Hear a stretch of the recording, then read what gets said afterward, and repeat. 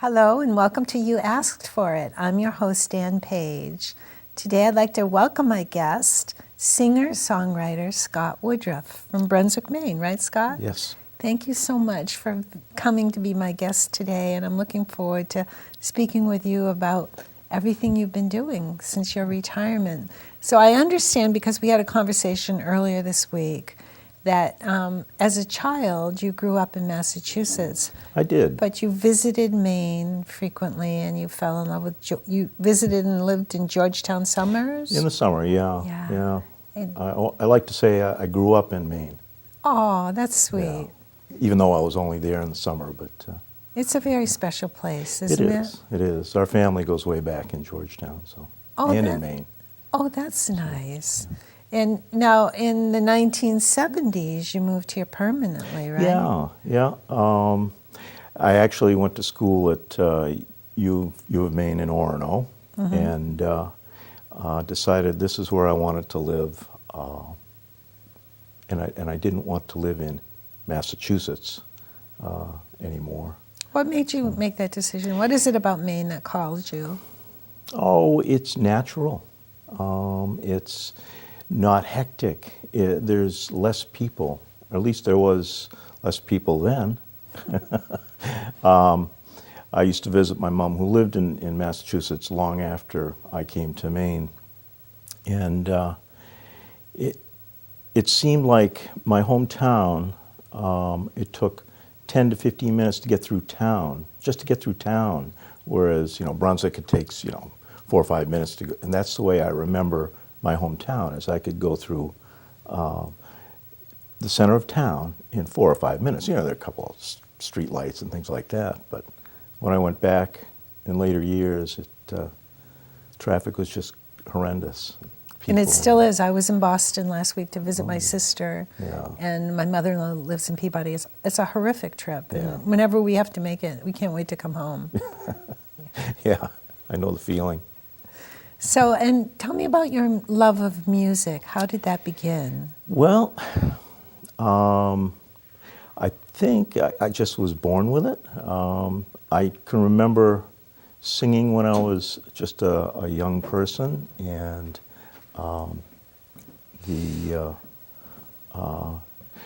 I had a very nurturing great-grandmother who lived with us, and she always complimented on how nicely I sang, and so it kind of kept going. And my mother played piano and also guitar. She was a kindergarten teacher, Okay. and so she used her music in teaching kids.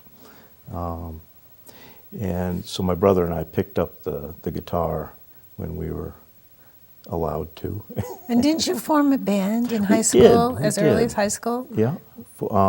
Started out as a trio, my brother and I and a neighbor down the street had a little folk group that was quite fun, and then the Beatles came out, and it changed our life forever. Talk about that, because some Well- people, young people watching this show, you and I experienced it because we're from the same generation, but it was unbelievable. It was, and it was just the excitement that they brought. Their music was not like any other music that we'd heard up till that time, and it just inspired people. It was great. Still inspiring people, by the way. It is, and the British invasion was quite something. The Rolling Stones came over, and then you'd have people, major people now that you look at, but then they were coming out, Eric Clapton and Jeff Beck and all the great guitarists, which, when I heard them play, I said, that's what I want to do. And you don't see that happening today. I mean, you were high school, probably early college age then. Yeah, Is that right? Yeah, high school. High school? Yeah. But you don't see that happening today, that shift in music. I don't see it, do you? No, I don't. And I'm not saying that the music is bad. Right. But I just can't get into it. And I always think, well, is that just the old person talking? You know, like my parents would say, well, this music is, you know, it's terrible, it's terrible. You should be listening to the big bands and Benny Goodman and things like that. You know. Well, you know, every generation has its music, but I think it was Yeah. revolutionary for us to have the Beatles, and I'm sure it influenced what you were doing a great deal. Oh, it did. It did. And who were your mentors besides the Beatles at that time? Oh, as I said, Jeff Beck, Jimmy Page, Mark Knopfler, they're all right up there. Mostly guitarists. Some of them sang, some of them didn't, but And I don't mean to segue out of this conversation, but I Sure. did want to just say how extraordinary that you grew up in a home with your great-grandmother. oh, yeah. What a gift. It was. It really was. Nanny. We used to call her Nanny, and she was just such a kind and sweet woman. She would mix or make tea for us in the afternoon after I got home from school, and I was allowed to put 2 heaping tablespoons of sugar in Wow. there. Of course, then I bounced off the walls for a while. But she was very kind. She was You were very kind, lucky. yeah. I attended a musical event in Brunswick where you performed, and there were a number of performers there that day, but you really impressed me. Well, thank you. And so I approached you and I said, would you please be a guest on my show? And you were so gracious. And you said, yes, of course, and here, please take my CD. And you gifted me with your CD. So I brought it home and I listened to it, and I really, really loved it. Good, good. And there were a few songs that were my favorite, and there is one song on there that you told me you wrote as an anniversary gift to your wife after for your 20th 20th wedding. anniversary, yes. So I wanted to ask you if you'd be so gracious to perform it for our audience today. Sure. Right now? Yeah, right Oh, now. Okay. I tuned for a different. Oh, you did? Yeah, Okay. but that's okay. I thought, well, I'll do that. I tricked you. You did, you did. I'll just have to tune a little bit. Okay.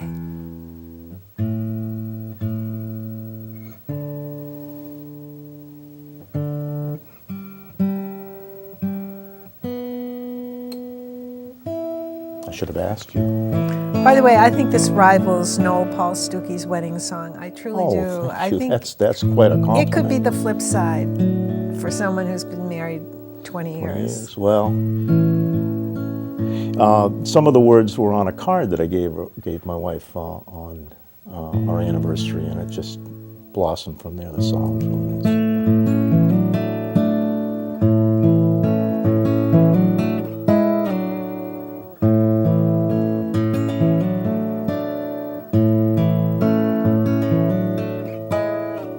Looking back now through the years to when I first saw you, unaware of the treasure I had found. Bit by bit, with each point cut, the diamond was revealed, and I can't imagine life without you. Through happy times and sad times, and all the days between, I've come to count on you to be there, for comfort and for friendship, but most of all for love. And I can't imagine life without you. And at the end of each day, I think of what we have and thank the stars above for what I found. Hand in hand we walk the miles, together now as one, and I can't imagine life without you. No, I can't imagine life without you.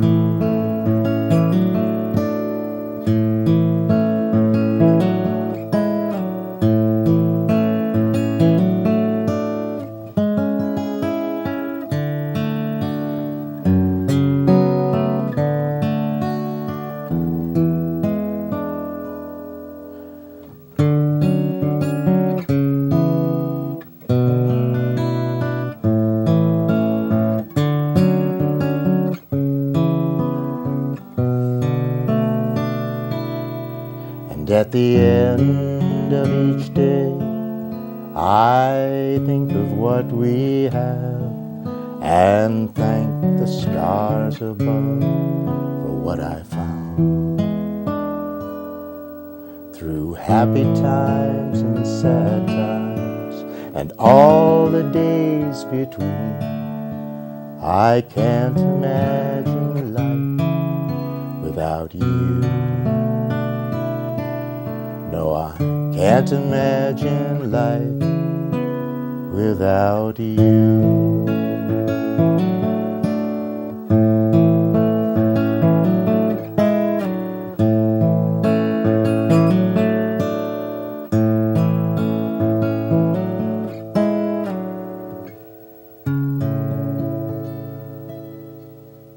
That was lovely. Thank you. Thank you Thank so you. much. It's a little Valentine's gift just before Valentine's Day for your lovely wife. Thank you. Scott, I understand you host an open mic in Brunswick. Is that a weekly event, and where is it? It is a weekly event, and it is every Tuesday, 7 to 10, at Ebenezer's Brew Pub on Pleasant Street in Brunswick. And the format usually is we'll have 5 or 6 performers that sign up for their performance, and then we'll have a featured artist for 45 minutes. And a featured artist, I usually try to find people that can inspire the other performers and please the audience. So. Do you get a big crowd there on Tuesday nights? We do. If you go by on a Tuesday night, you might find it hard to find a parking space. Awesome. So some nights are better than others. Of course, when the weather is bad, then we might slack off a bit. Sometimes we even have to cancel during snowstorms. Sure. But, Well, it is Maine in the it is winter. Maine. How did it evolve that you became the host of this open mic? Oh, well, they opened up, and my wife and I went in for a meal, and I asked the waitress if they were going to have live music. It looked like a great venue, and I don't know. I think the owners were thinking about having an open mic, and I said, "Oh, really? Okay." Well, we went in again, and I asked again because there was no signage saying that they were going to have live music or an open mic, and the waitress said, "Well, if you'd like to ask the owner about it, she's here today." And I said, "Okay." So I talked to Jen Lively, and she said, "Well, we've been thinking about it. Why don't you give me a demo of what you do, and then I'll get back to you." And that was over 6 years ago. That's marvelous. And how do you find your talent?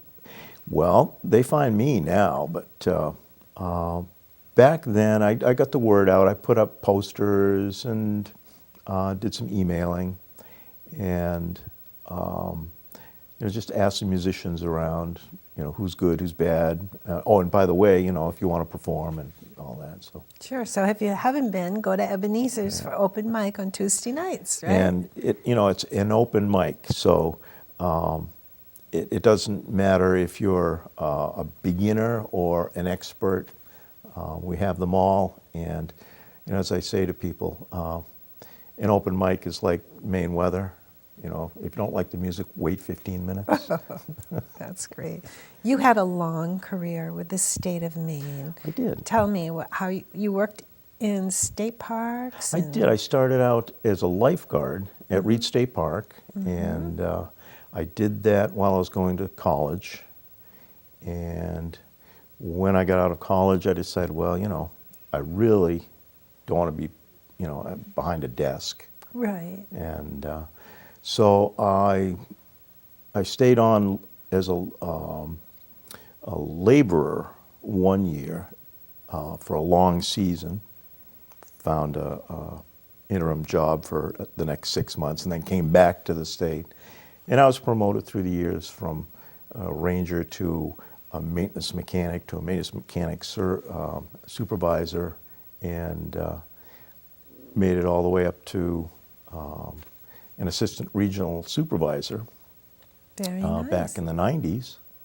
And when I was in an office setting, I had access to a computer, which, back then that was, something. So I got to play with that, and I started taking courses, and I liked what I was taking. And what was the It was- subject matter of the courses? The courses were the first course that I took outside of the general basic computer courses was database management systems, and we had a program called RBase, and RBase is it's like a spreadsheet on steroids. It's like many spreadsheets Okay. that are all intertwined. Sure. And so you can do some amazing things with these things, and it became my passion.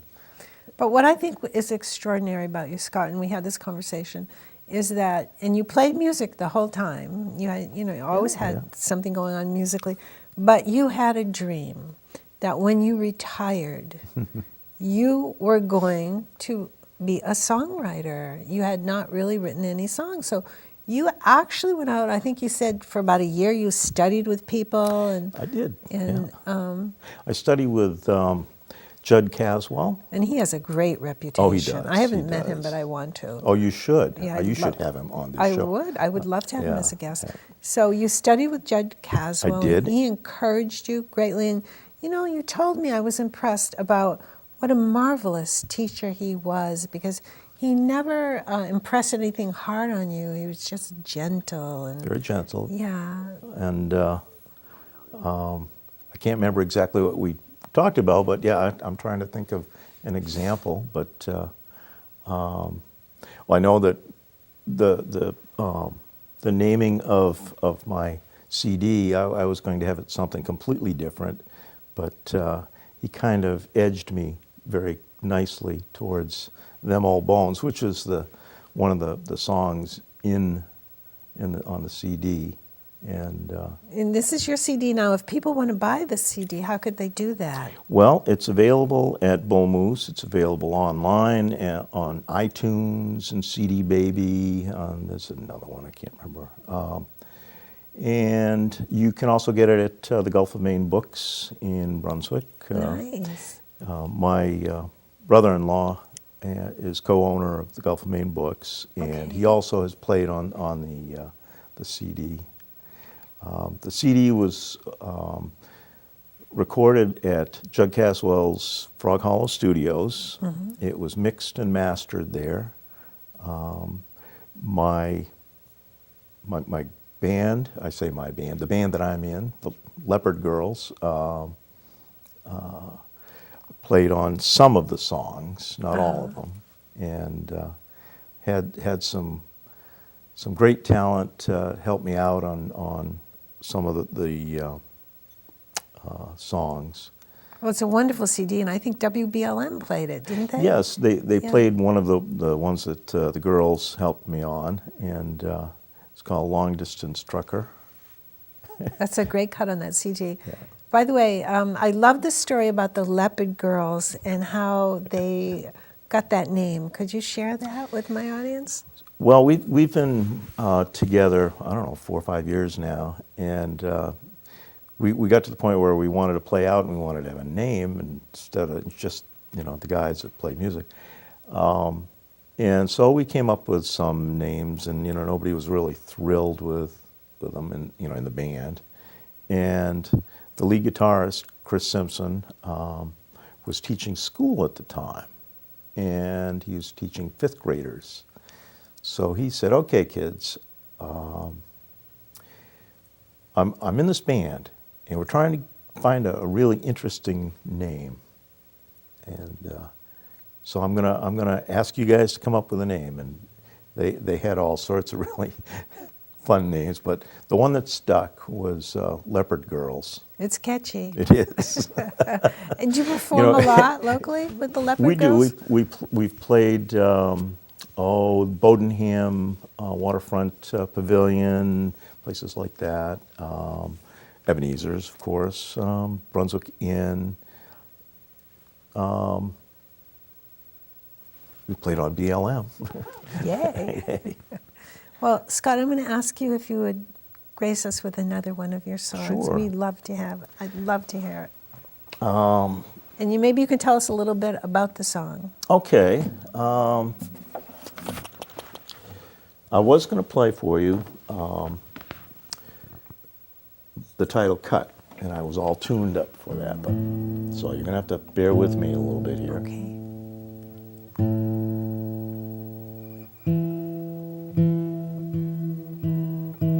Had we done this as the first song, like I thought we were going to do, I'd be. I like to trick my guests. Thank you. You did a good job.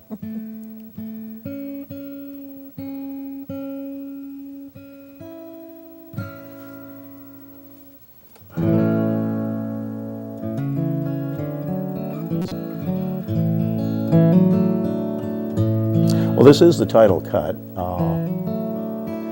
And I usually tell people that there's probably very few, if any, people that don't have a skeleton in their closet.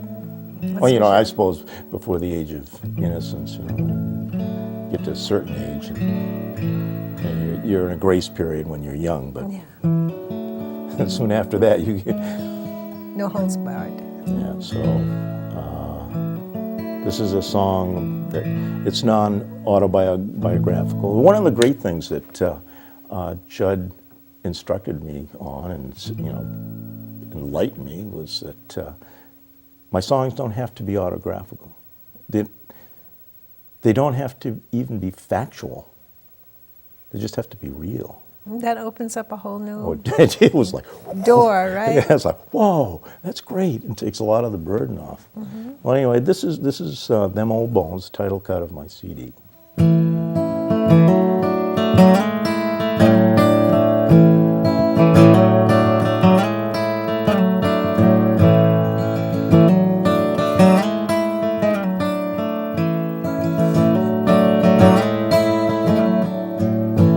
There's a skeleton in my closet, waiting to be found. If anyone went looking, they'd see it hanging round. It's been there for ages, like my sin of long ago, and it can scream bloody murder, just like an old black crow. Them old bones I'm not proud of, and they taunt me from time to time. When them bones dance the tango, this old gaucho toes the line.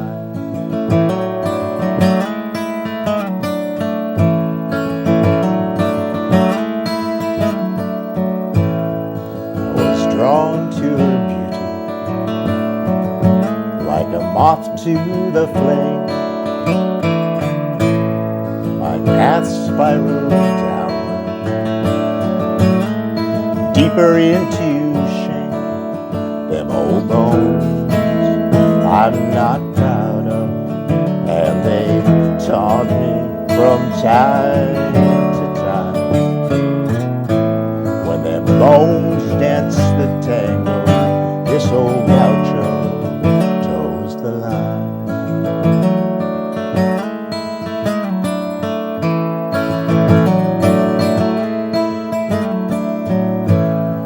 I'd like to turn back time and make it right, but that's not gonna happen.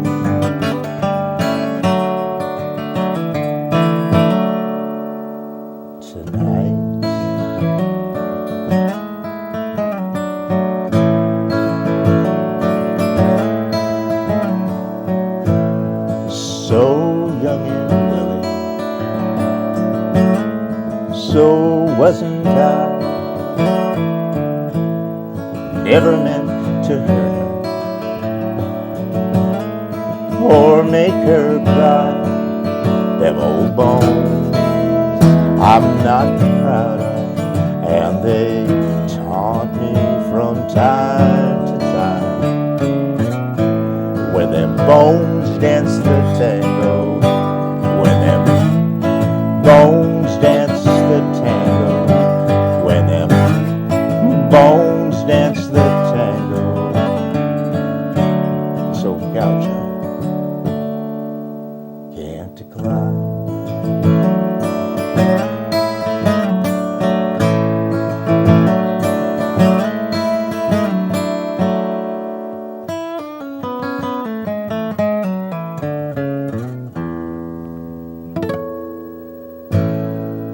Thank you so much. Scott Woodruff, everyone. Thank you for being a guest on my show. Well, thank you for having me. It was my pleasure. Sweet dreams, everyone. Sweet dreams.